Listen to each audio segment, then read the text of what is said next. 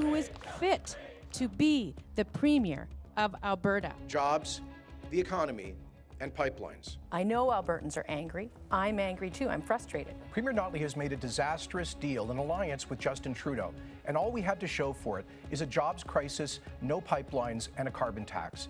Alberta is Canada's fourth most populous province, but it has often, in the past, been described as the country's economic engine. It's also the province with the highest greenhouse gas emissions because it's ground zero for Canada's oil industry, which these days is struggling.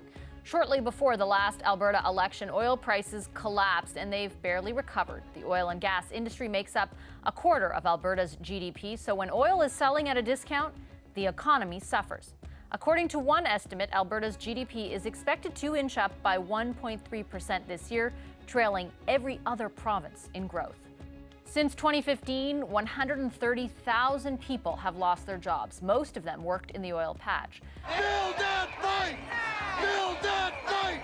Critics in the province pin the blame on the federal government and its inability to get new pipelines approved and built. Frustration has boiled over into protests aimed directly at Justin Trudeau. I know how difficult the situation is right now for Albertans, how worried people are. Even a multi-billion-dollar rescue of the Trans Mountain pipeline expansion couldn't stifle the anger because the pipeline is still not under construction and 2 years behind schedule. This government has left us with the faint hope of only one pipeline. Mark my words. This pipeline will get built. It has been the fight of my life, and I will not stop until the job is done.